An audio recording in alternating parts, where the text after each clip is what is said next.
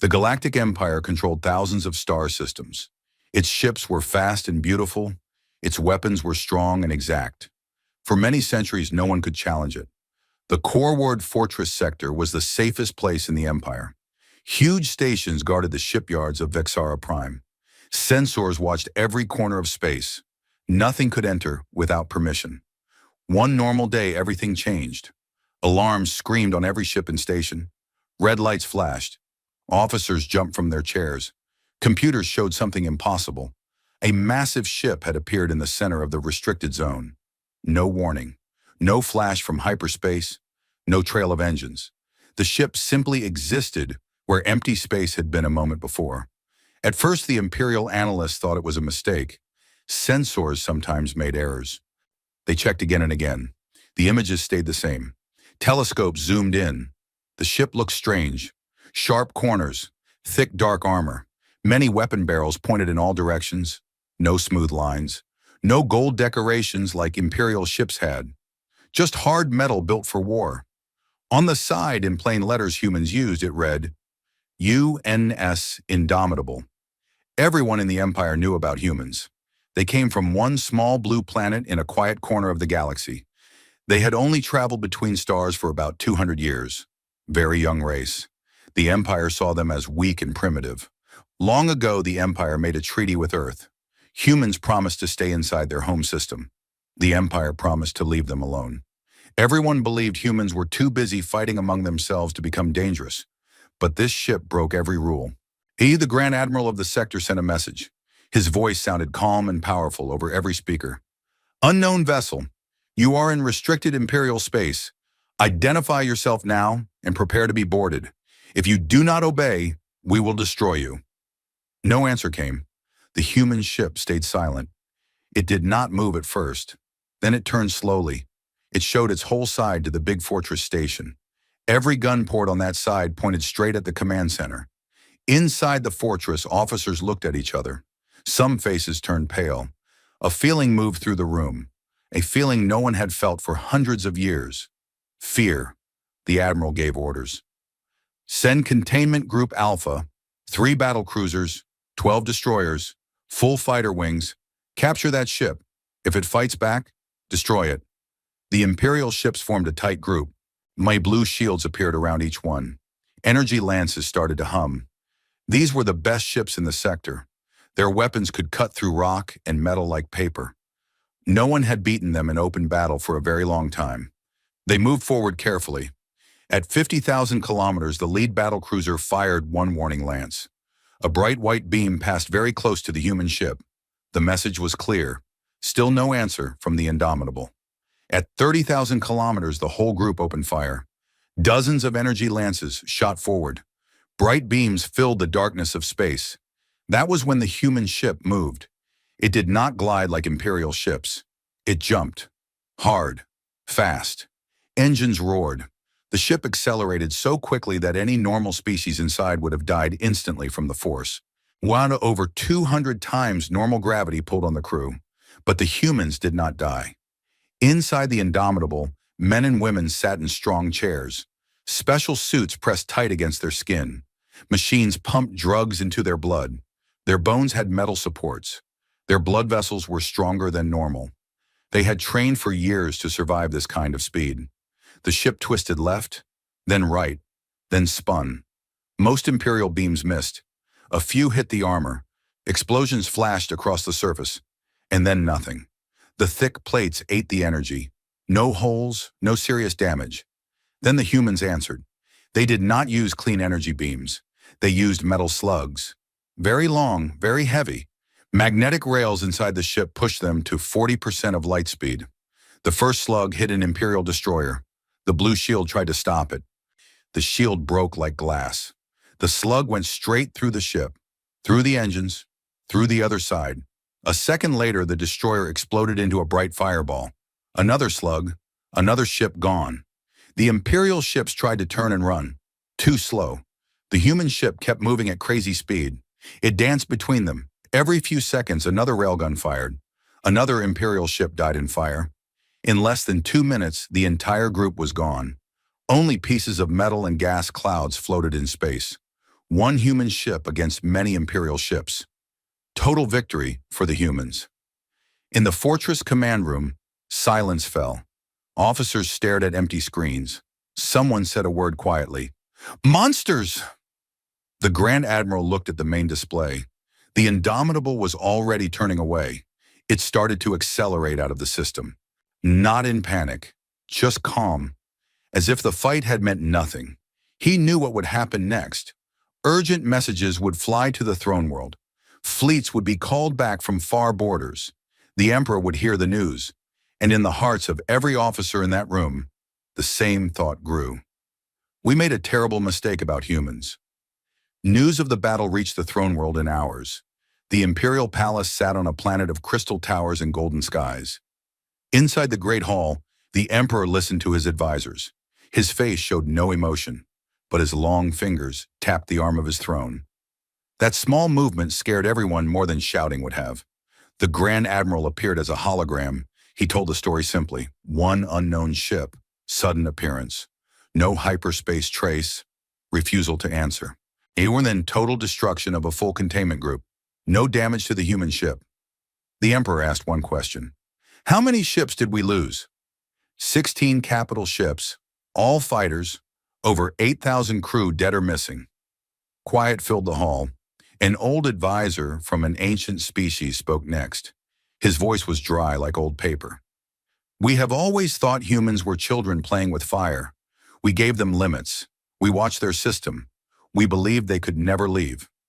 Another advisor added, their technology is strange. Not warp drives, not our kind of shields. Something older, something brutal. The Emperor stood. I want every record we have on humans. Every scout report, every treaty discussion. Bring them to me now. For days, experts studied old files. They found something worrying. Many years ago, human scientists had asked questions about reactionless drives. The Empire had laughed. Such drives were unstable, dangerous, primitive. No advanced species used them anymore. But humans had kept asking. Then they stopped asking. The Empire thought humans had given up. They had not given up. They had built one. Scout drones sent new pictures of the Indomitable. Inside the ship, human crew moved even during high acceleration. They drank special liquids. They wore suits full of tubes. Medical reports, stolen from hacked signals, showed broken bones healing in minutes. Blood cleaned of waste products. Bodies changed by surgery and training to survive forces that would kill any other species. The Empire began to understand. Humans were not weak because they were young. They were strong because their world was hard. And their planet had ice ages, deserts, oceans full of teeth, storms that could destroy cities. Humans had fought animals, weather, disease, and each other for millions of years. They grew tough. They learned to endure pain. They turned weakness into weapons. The Emperor gave new orders. Recall the Third Grand Fleet, 400 ships. Surround and destroy that human vessel. No prisoners, no mercy. Across the galaxy, Imperial fleets changed course. Battleships turned. Supply ships hurried. The largest force in known history began to gather. Meanwhile, the Indomitable did not hide. It moved deeper into Imperial space, slow enough to be followed, fast enough to escape if needed. It seemed to wait. Small scout ships watched from far away. They sent pictures of human activity. Crew exercised in high-gravity rooms. Engineers checked huge railguns. Pilots practiced in small fighters that looked like angry insects. One scout drone got close enough to catch a radio message between human crew members. A woman laughed. They really thought we would stay locked in our yard forever, a man answered. Arrogance makes blind. The drone was destroyed a moment later, but the words stayed in the reports. On the throne world, fear started to spread. Not loud fear, quiet fear. Officers spoke in low voices. What if there are more ships like that one? What if they have been building in secret for decades? What if we never really controlled them? The Emperor sat alone in his private chamber. He looked at a star map. A small yellow dot marked Earth's system. For centuries, the Empire had seen that dot as harmless. Now it looked different. I felt like a sleeping animal that had opened one eye. He whispered to himself, We should have killed them when they were still on one planet. But no one had listened then. Now it was too late for regrets. The Third Grand Fleet arrived at the edge of the Vexara sector. 400 ships formed a giant wall. Battleships in front, carriers behind, destroyers everywhere. Shields linked into one huge blue dome. In the center of that wall, the Indomitable waited. Alone. The Imperial commander of the Third Grand Fleet was High Lord Kale Vorn. He had never lost a battle. His ships were perfect. His crews were loyal. He believed the human ship was a lucky fluke. One strange weapon. One moment of surprise. Nothing more. He sent the final demand. Human vessel Indomitable, you have killed Imperial citizens. And surrender now or face complete destruction. The human ship answered this time. A calm male voice spoke perfect Imperial language. We came to show you something. Watch carefully. No more words. The Indomitable started to move. Not away. Straight toward the center of the Imperial wall. Acceleration climbed fast. Relativistic speeds. Stars behind it stretched into lines because of the speed. High Lord Vorn smiled. All ships, focus fire. Rip it apart. Thousands of energy lances fired. A wall of white light rushed to meet the human ship. Then the Indomitable changed. Parts of its hull opened. Dozens of small craft came out. Fighters, dropships, but also something bigger. Long tubes the size of small warships detached and accelerated forward. They looked like missiles, but no engines glowed, no exhaust. Just falling forward at terrible speed. Imperial point defense guns opened fire. Lasers, missiles, plasma bursts. They tried to stop the incoming objects. Most shots missed. The first object hit an Imperial battleship. It was a solid rod made of heavy metals, traveling at 70% light speed. No explosion on contact, just pure kinetic force. The rod punched through shields, through armor, through decks, through the other side. The battleship broke in half. Secondary explosions followed as reactors failed. Another rod hit, another ship gone. High Lord Vorn shouted, "They are using kinetic weapons. Obsolete. Point defense should..." He stopped. The rods kept coming. Hundreds of them. Shields flickered and died under hits equal to huge bombs. But no radiation. No warheads to intercept. Just fast, heavy metal. The Imperial wall started to break. Then the Indomitable arrived. It had shed its outer layers. Now it showed its true shape. A massive carrier mixed with a battleship. Long coil guns ran along its length, bigger than anything the Empire had. Those guns fired. Each shot sent a cloud of small, guided bombs. The bombs flew like insects. They found weak points. They attached. Then they exploded with tiny bits of antimatter. Clean, precise, devastating. Imperial ships died one after another. Some tried to run. The human fighters chased them. Small railguns on the fighters tore engines apart. High Lord Vorn watched his fleet die. His own flagship shook from near misses. Alarms screamed. Crew ran in panic. He gave one last order. All remaining ships ram the human vessel. If we cannot win, we will take it with us. A few ships turned toward the Indomitable. Desperate suicide runs. The human ship did not slow. It met them head on. Its main guns spoke again. The ramming ships exploded before they could touch. In under 10 minutes, the Third Grand Fleet was gone. Only pieces remained, spinning slowly, burning, dead. The Indomitable slowed. It turned. It faced the distant Imperial scouts that had watched everything. A new message came. The same calm voice. This was one ship, one captain, one goal. You thought we were nothing. You put chains on us. You laughed at our youth. We do not want your empire. We do not want your throne. But if you threaten our people again, we will come. And next time we will not send just one. The message ended. The Indomitable accelerated away. Then it simply vanished. No flash, no ripple. Gone. Across the galaxy, Imperial citizens heard the news. On trade stations, on colony worlds, in schools. Parents told children in quiet voices about the day one human ship destroyed the strongest fleet ever built. Children asked, "Are humans coming here?" Parents answered, "We hope not." For the first time in centuries, the Galactic Empire remembered what fear felt like. After the destruction of the Third Grand Fleet, the Empire tried to hide the truth. Official reports said technical failure during training, but too many people had seen the battle. Scout drones, merchant ships, refugees from destroyed stations. Stories spread fast. On Earth, leaders watched secret reports. They did not celebrate. They knew what came next. The Empire would not forgive, it would try harder. In the Imperial Palace, the Emperor called his council. Wasn't no holograms this time. Every advisor came in person. The room felt cold.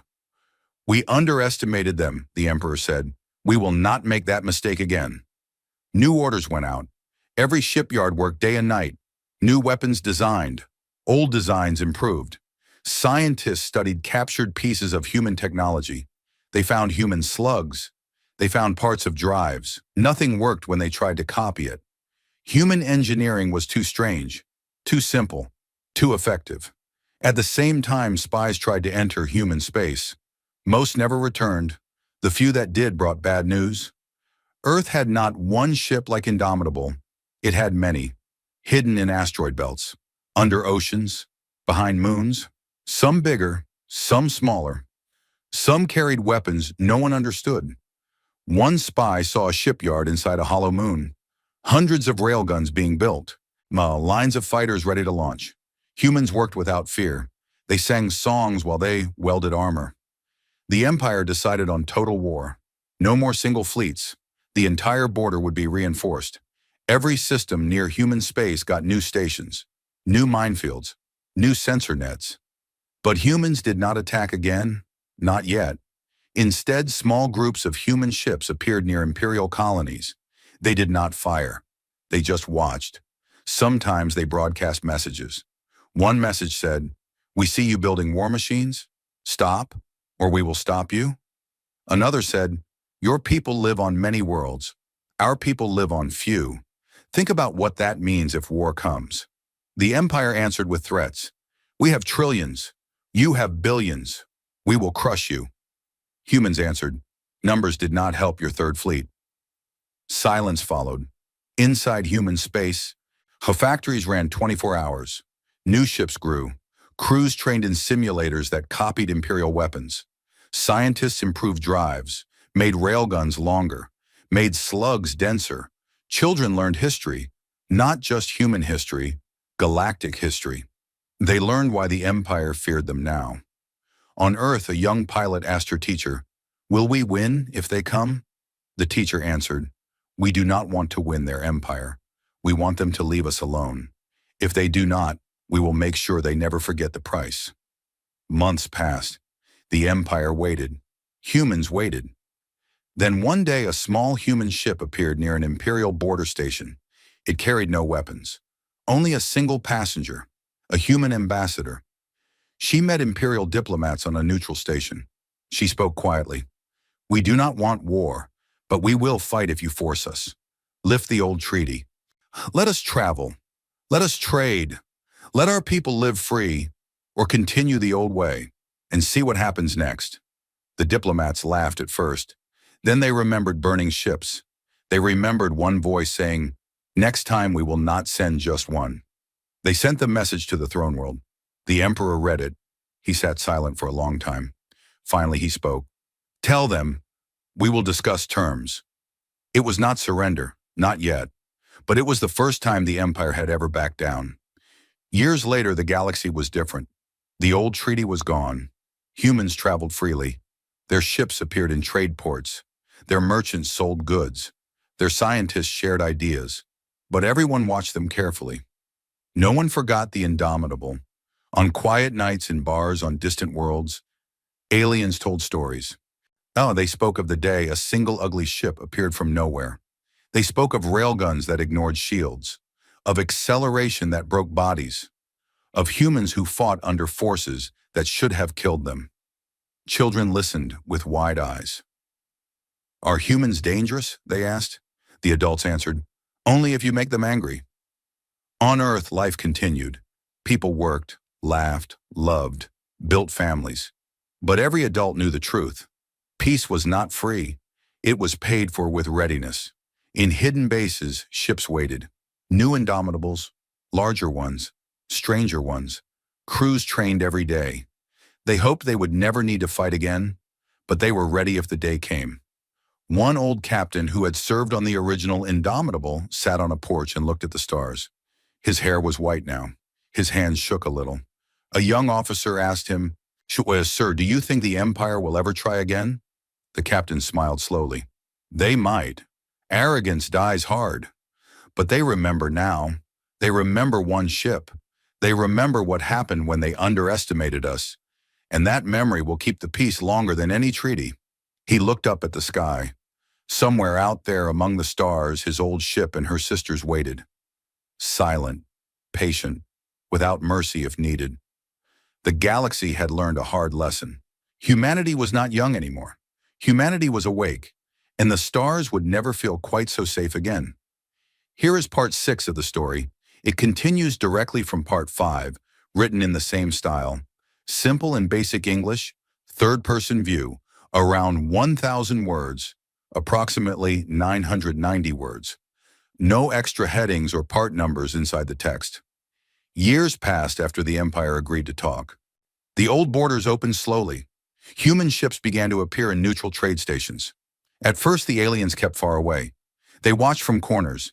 They whispered when humans walked past. But humans did not shout. They did not show weapons. They traded food, tools, music, stories.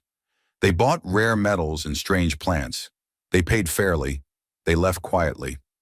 Many aliens started to relax. A few even became friends. A young merchant from a bird-like species named Lyra began selling glowing crystals to human captains. One day she asked a human trader named Marcus, "Why did your people stay quiet so long? You could have come out earlier." Marcus smiled a little. "We were waiting to see if you would attack again. When you didn't, we decided peace was better than more fighting." Lyra looked at the floor. "Many of us lost family in the old wars. We were told humans were wild, dangerous, like animals with guns." Marcus nodded. "We heard the same about you. Big empire, cold hearts, ready to crush anyone who disobeys." They both laughed quietly. It was not a happy laugh. It was the laugh of people who had seen too much death. But not every alien accepted the change. On a dark world near the edge of old Imperial space, a group of officers still served the old ways. They called themselves the True Guardians. They believed the Emperor had become weak. They believed humans were a disease that must be cut out before it spread. Their leader was Admiral Zara Keth. She had been a young officer during the Battle of the Third Fleet. She had watched her ship burn from an escape pod. The memory never left her. Every night she saw railgun slugs tearing metal. Every night she heard the calm human voice saying, "Next time we will not send just one." She gathered old ships, hidden shipyards, loyal crews who hated the new peace. They built in secret, new shields, faster engines, weapons copied from human designs, but better, they thought. One day Zara sent a small fleet into human space, not to fight openly, to test, to hurt. 3 fast raiders attacked a small human mining station on an asteroid belt. They destroyed the station, killed everyone, took the ore, left a message carved into a remaining rock. Humans do not belong among the stars. Word reached Earth fast. The human council met in silence. Old captains sat next to young leaders. They looked at pictures of the broken station, bodies floating in space, children among them. A woman named Captain Elena Reyes stood up. She had flown as a junior officer on the original Indomitable many years ago. Her hair was gray now. Her eyes were still sharp. "We kept peace because we wanted it," she said. "But peace is not weakness. If they want war again, we give them what they ask for." No one argued. That night orders went out. Not to every ship, only to the quiet ones. The hidden fleet, ships that had waited in deep space, in dark nebulae, behind gas giants. Ships bigger than Indomitable. Ships with names like UNS Relentless, UNS Vengeance, UNS Silence. They moved, not fast, not loud, slow and careful, like predators in tall grass. Zara Keth waited on her flagship, the Blade of Eternity. She had 50 ships now, strong, modern, She believed they could win. Scouts told her a human fleet was coming. Only 12 ships. Hey, she laughed. They send so few. Arrogance again. She formed her ships into a tight spear, ready to smash through. The human ships appeared at the edge of the system. They did not charge. They stopped. Far away. Too far for normal weapons. Then the first shot came. Not a slug, not a beam. A small object. Tiny. Moving very fast. It passed between Zara's ships. No explosion. No sound. But every screen on every ship went black for 3 seconds. When the screens came back, the human ships were closer. Much closer. They had used the brief blackout to burn engines at full power. Now they were inside the formation. Zara screamed orders. Fire everything! Too late. The human ships opened their sides. Not guns this time. Doors. Hundreds of small drones poured out. Each drone carried one thing, a short-range EMP pulse. Yet they flew between Imperial ships. Close. Very close. Then they flashed. Blue light. Silence on comms. Shields dropped. Engines coughed. Weapons failed. In that moment of confusion, the human railguns spoke. Not one slug at a time. Many. A storm of metal. Zara watched her fleet die again. One by one, fast, clean. No chance to answer. Her own ship shook. Alarms screamed. A slug had passed through the engine deck. Not close enough to kill the ship instantly. Close enough to make it slow. Helpless. The human flagship moved in front of her. Its hull was black. No name on the side this time. Only a small mark. A simple drawing of an open hand. A voice came over the open channel. Calm. Tired. Female. Admiral Zara Keth, you killed miners, families, children. You left a message. Now we leave one. Zara tried to speak. Her voice cracked. Could you? Will destroy us all. No, the voice answered. We destroy only what attacks us. Your ships end here.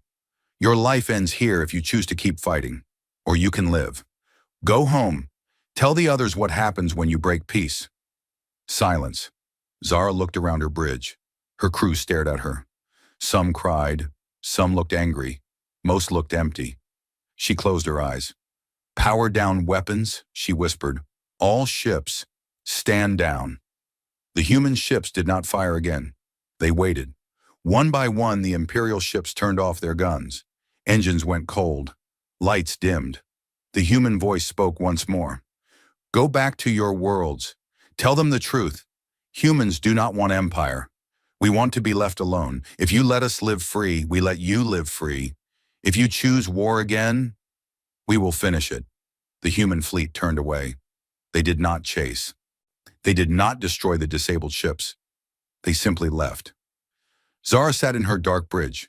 She thought about the miners, about the children, about the message on the rock. She thought about the hand symbol on the black ship, an open hand, not a fist. She gave one last order. Set course for home. Transmit to every channel we can reach. The war is over. We lost, and we were wrong. Years later, the story of the true Guardians faded. Most people did not remember Zara's name. They remembered the open hand. On trade stations, human children played with alien children. They laughed together. They shared food.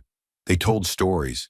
And sometimes, late at night, an old alien would look at the stars and say quietly to a human friend, your people could have taken everything.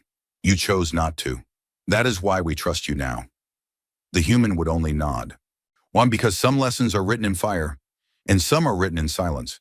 The galaxy turned on, quieter now, safer now, because one species had learned how to be strong without being cruel, and the others had finally learned to listen. Decades went by after the fall of the true Guardians. The galaxy changed slowly, like ice melting under a new sun. Old hatreds faded, new friendships grew. Human children grew up speaking alien languages as easily as their own. Alien children learned human games. Soccer in low gravity, chess with holographic pieces, stories about wolves and dragons from a blue world they had never seen. Trade increased. Human grain-fed worlds that once starved. Alien medicines healed human diseases that doctors on Earth could not cure. Ships from every species docked side by side in giant stations. No one pointed guns anymore. Customs officers checked cargo, not intentions. But peace is never perfect. Far from the busy trade lanes, in a forgotten system called Chorus 9, something stirred. An old Imperial listening post had been left empty for years. Dust covered the consoles. Power had failed long ago. Then one day a small automated drone arrived. It carried no flag, no markings. It repaired the solar panels, turned on the lights, started listening again. The drone was not Imperial. It was something older, something left behind by a species that had vanished before humans even learned to walk upright. A species called the Watchers. The Watchers had once ruled a small empire of their own. They were not cruel. They were careful. They watched every new race that reached the stars. They judged. And when a race seemed ready to destroy everything, the Watchers acted. Quietly. Completely. No one ever saw them coming. Their machines still waited in dark corners of space. Patient. Eternal. The drone on Chorus 9 listened to everything. Trade chatter, diplomatic messages, songs, laughter. And then it heard something that made its core processors pause. Humans were building a new kind of ship. Not a warship like Indomitable. Not a carrier. Something different. A ship designed to go where no one had gone before. Beyond the edge of the known galaxy, into the true void between galactic arms. A place even the oldest maps marked with warnings. Here be nothing. The ship was called UNS Horizon. It carried no weapons bigger than small defense lasers.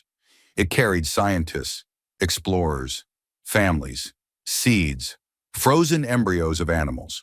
A library's full of every story humans had ever told. The goal was simple: find new homes, spread life, make sure humanity, and maybe others, would never be trapped in one small corner again. The drone sent a signal. Deep in the black, something answered. On Earth, the horizon launched quietly. No big ceremony, no parades. Just a small crowd of families waving from the ground. The ship rose on gentle engines. Then it jumped. Not the old way.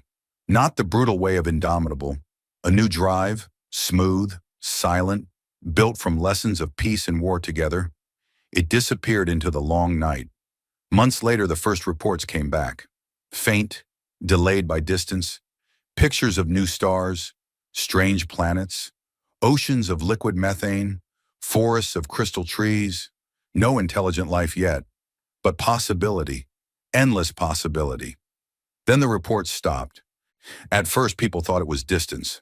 Signals take time, but years passed. No word, no beacon, nothing. Worry grew. The Human Council met again. Old faces were gone. New ones sat in their places, but the same question hung in the air. What happened to Horizon? They sent scouts. Small, fast ships. They searched the last known coordinates. Found nothing. No wreckage. No trace. Just empty space. Then one scout found something worse. A single black sphere floating in the void. No lights, no engines. Perfectly smooth. It looked like it had been carved from night itself. The scout sent pictures home. Then its signal cut off. Panic did not spread this time, not like before. Humans had learned patience. They gathered information carefully. Alien governments offered help. Old Imperial archives were opened. Ancient records from species long dead. One file mentioned the Watchers, a warning written in dead languages. They do not conquer, they erase. The Council decided not to attack, not yet.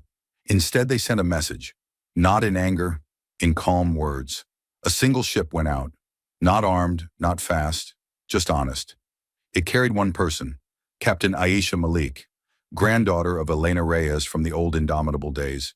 She had gray in her hair now. She had flown many ships. She had lost friends to the True Guardians. She had seen peace grow. She believed in it. Her ship, UNS Bridge, approached the black sphere slowly. No weapons powered, no shields up, just open channels. Aisha spoke. We are humans. We come in peace. Our ship Horizon is missing. If you have taken it, tell us why. If you fear us, tell us why. We do not want war. We want understanding. For hours, nothing happened. Then the sphere opened. Not with doors, with light. Soft white light that formed shapes. Words appeared in the void, in perfect human English. You spread too fast. You carry fire in your hearts. One day you will burn everything. Aisha answered without hesitation. We carried fire when we were young. We burned ourselves many times. We learned. We stopped burning what we love. Now we carry light too. We want to share it, not destroy. Silence again. More words formed. You are young. You change. We have seen young races destroy galaxies. We act to protect. Isha smiled sadly. Then watch us longer. Let Horizon go. Let us prove we can be trusted. If we fail, act then, but give us the chance. The sphere pulsed, once, twice, then it vanished. Minutes later, a signal came from far away. Horizon's beacon. Alive. Intact. The crew confused but safe. They had been held in a pocket of folded space. No harm done, only held. The sphere reappeared one last time. Words formed again. We will watch, not from close, not from far. We will watch. Do not make us act. Then it was gone forever. Horizon returned home years later. The crew told stories of empty worlds, beautiful dangers, new life forms. They brought samples, plants, rocks, data. They also brought something else. Hope. The galaxy heard the story. Not as a victory, not as a defeat, as a warning, and as proof. Humans could reach beyond fear, beyond old hatreds, beyond even the Watchers. On quiet nights now, people look at the stars differently. Not with fear, not with pride, with careful wonder. Because somewhere out there, eyes still watch. And humanity keeps moving forward, one careful step at a time, carrying both fire and light, ready for whatever comes next. Centuries passed after the meeting with the Watchers. Time moves fast when peace lasts. The galaxy became a web of connected worlds. Ships traveled between stars the way people once traveled between cities on Earth.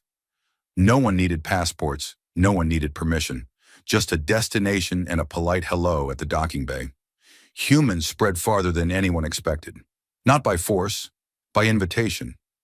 Other species asked them to come. Your people build fast. Your people fix things. Your people tell good stories. So human colonies appeared on cold moons, warm jungles, desert rings around gas giants. They planted trees from Earth. They built schools where alien and human children learned together. And they sang old songs under strange skies. The Watchers never appeared again, but everyone knew they were still out there, watching, waiting. A quiet reminder that freedom comes with responsibility. On one of the newest human worlds, a green planet called New Dawn, a girl named Sari grew up. She was born in the year the Horizon returned. Her mother was a biologist. Her father flew cargo runs between systems. Sari loved stories about the old days, about the Indomitable, about railguns and black spheres and open hands. She read every record she could find. She dreamed of stars the way children once dreamed of oceans. When she turned 18, she joined the exploration service. Not the military kind, the quiet kind. Ships that mapped empty space. Ships that looked for life. Ships that carried hope more than weapons. Her first command was small. A survey vessel named Lightstep. Crew of 12, mostly young, mostly curious. Their mission was simple. Follow a faint signal that had been repeating for decades.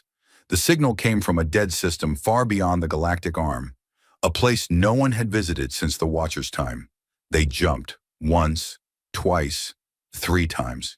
Each jump took them deeper into silence. Stars grew thin, darkness grew thick. On the 4th day, the signal became clear. It was not a machine, it was a voice, a single word repeated over and over in an ancient language no one knew. The computer translated fragments. One word came through clearly. Help! The crew looked at each other. Sari felt her heart beat faster. Not fear, excitement mixed with worry. They followed the signal to a broken world, a planet cracked open like an egg. Half of it was gone. The other half floated in pieces, held together by gravity and old force fields. Ruins covered the surface. Towers taller than mountains. Cities drowned in dust. They landed carefully, suits sealed, Lights on. Air smelled old and metallic. Deep inside the largest ruin they found it. A chamber, sealed for maybe 1,000,000 years. Inside, machines still hummed. Weak, tired. In the center sat a single being. Not alive the way humans are alive. Not dead either. Frozen in time. Skin like cracked stone. Eyes closed. A thin thread of light connected its head to the machines. It was one of the Watchers, or what remained of one. Sari stepped forward. The others stayed back. She spoke softly. "We heard you. We came." The eyes opened slowly. Silver light filled them. "You are the fire bearers, the young ones." Sari nodded. "Humans." "Ah, yes." The Watcher's voice came from everywhere and nowhere, weak but clear. "We watched you longest. You changed fastest. We feared you would burn it all. We took your ship once, to test. You asked for understanding instead of revenge. That was new." Sari waited. "We are dying," the Watcher continued. "Our kind is gone. Our machines fail. We kept this place alive to warn others.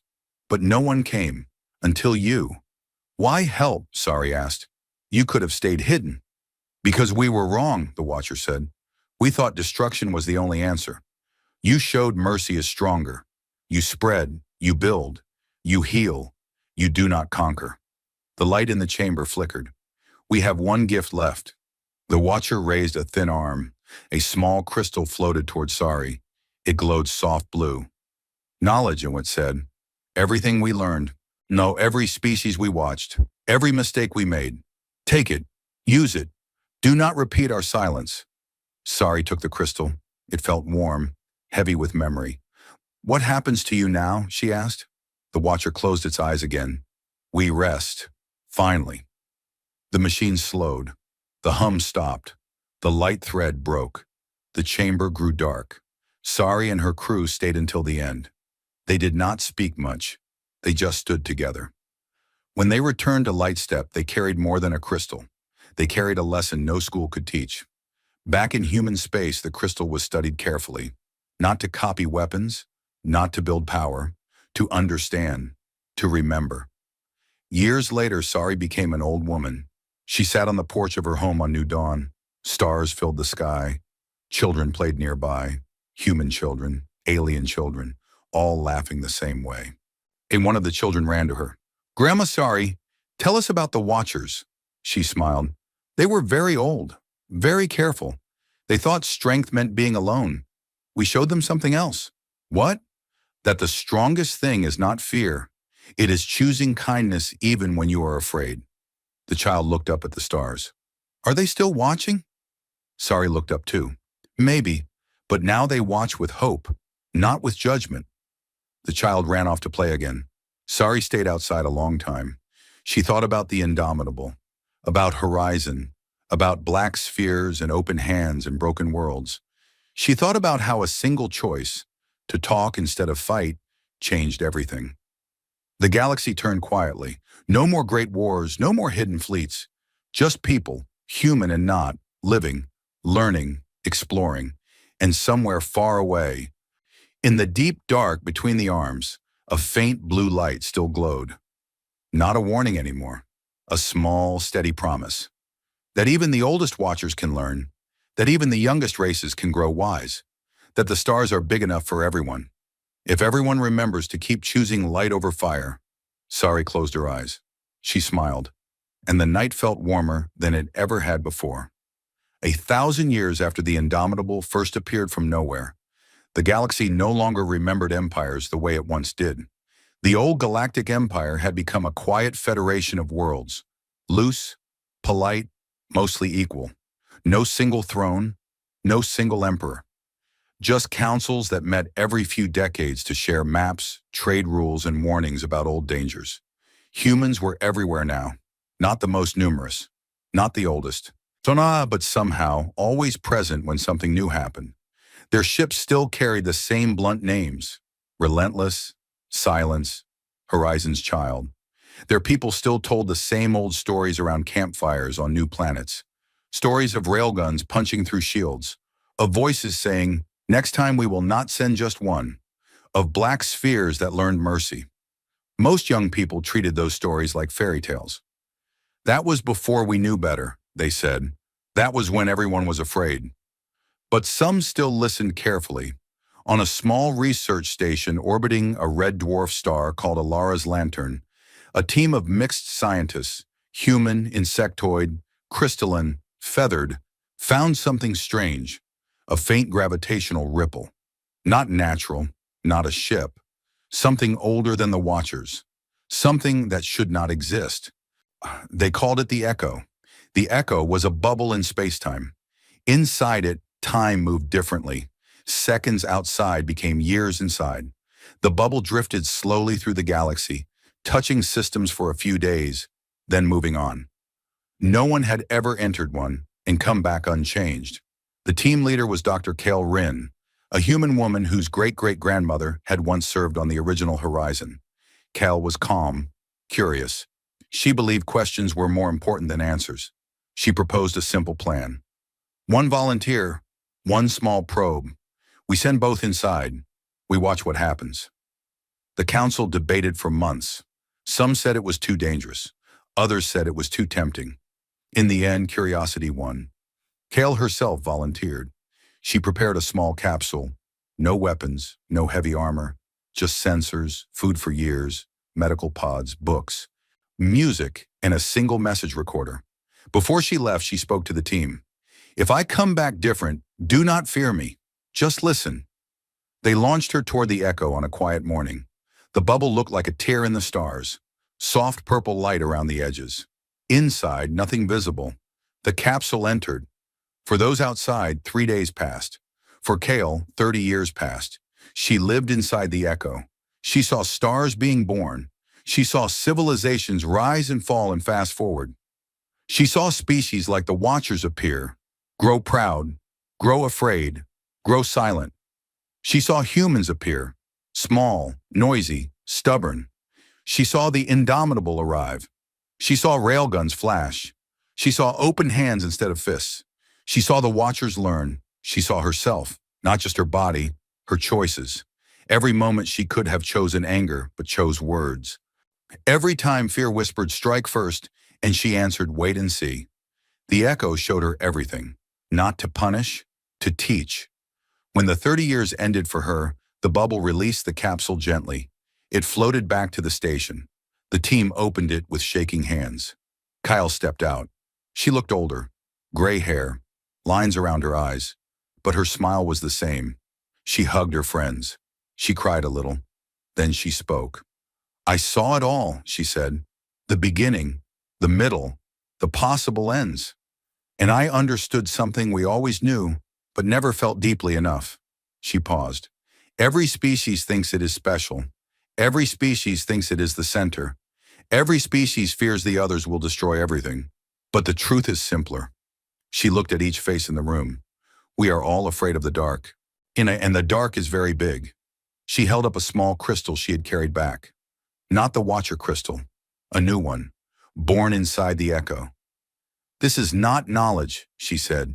This is memory, the memory of every mistake, every kindness, every war avoided, every hand extended.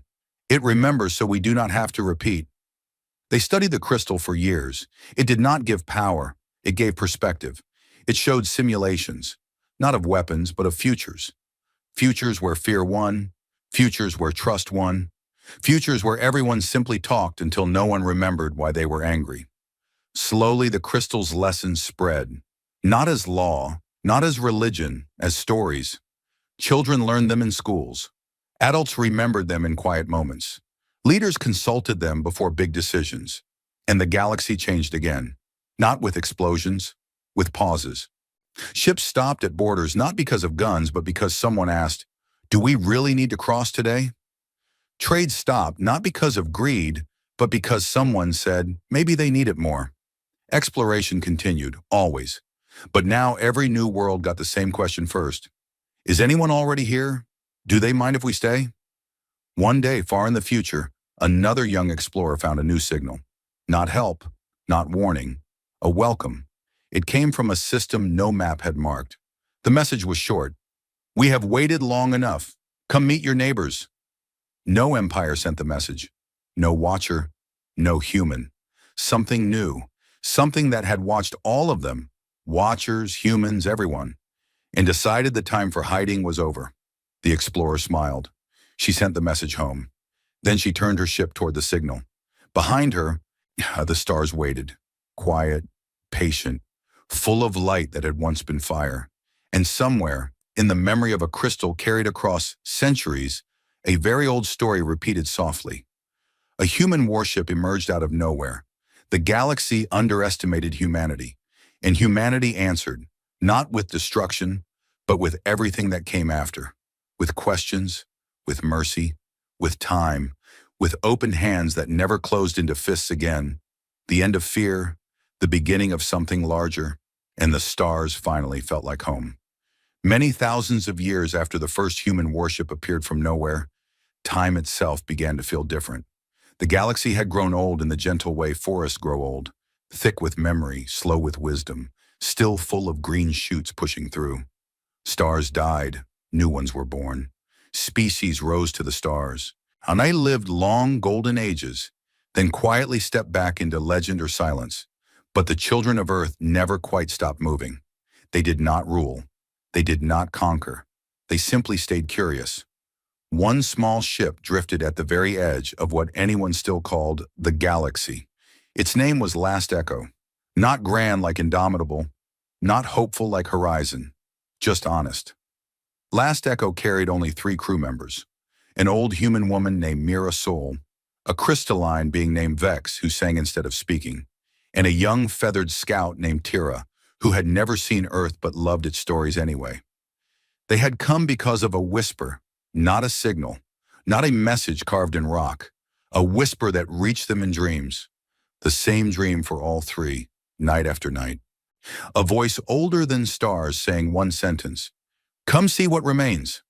They followed it for years, through nebulae thick as fog, past black holes that sang low songs, into regions where light itself grew tired. Finally they arrived. There was nothing. No planet, no station, no ruin. Just a single point of soft white light hanging in perfect darkness. It did not pulse. It did not move. It simply existed. Mira looked at it for a long time. "This is it," she said quietly. Vex sang a short, sad note. Tira's feathers flattened against her skin. They sent no probe. They did not scan. They simply opened the airlock and stepped out in suits that could hold them forever if needed. They floated toward the light. As they came closer, the light did not grow brighter. It grew deeper. Layers unfolded inside it. Memories, not pictures, not words. Feelings made visible. They saw everything at once. The first humans looking up at the moon and dreaming. The moment the Indomitable materialized and changed fear into awe. The black sphere of the Watchers opening like a flower instead of closing like a fist. Kyle Rin stepping out of the echo with gray hair and calm eyes.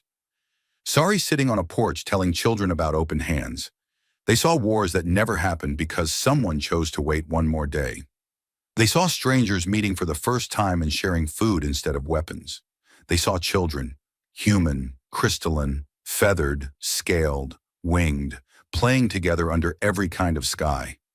And then they saw the end of fear, not the end of danger. Danger would always exist, but the end of the kind of fear that makes hands close into fists. The light spoke without sound. Yet you kept choosing him, it said. Even when it was hard, even when no one watched, even when the easy choice was anger. Mira felt tears inside her helmet, not sad tears, full tears, like a cup that had been empty too long, finally overflowing. "Why us?" she asked. "Why show this to us now?" The light answered. "Because you never stopped asking why. Not how to win, not how to survive. Why to be kind when survival said be cruel? Why to explore when safety said stay home? Why to listen when power said shout?" Vex sang again, a long, rising note of wonder. Tira whispered, "What happens next?" The light grew very gentle. "Next is yours, all of yours. The story does not end here. It only changes shape. Some will sleep, some will dream new dreams, some will carry the fire forward, but the choice stays the same." It showed them one last thing. A vision of countless worlds, Not empty, not conquered, alive, different, strange, beautiful, each one touched by hands that had once held railguns and then learned to hold nothing at all. And in the center of that vision, small and stubborn and bright, the blue dot called Earth. Still there, still spinning, still sending ships outward, still telling stories. The light began to fade, not gone forever, just resting. It left them one small gift, a seed, not a plant seed, not a machine, a feeling seed, something that could be planted in hearts. It carried no instructions, only the memory of every time someone chose light instead of fire. They took it back to Last Echo. They did not speak much on the journey home. When they returned, they did not make announcements. They did not write books. They simply lived with the seed inside them.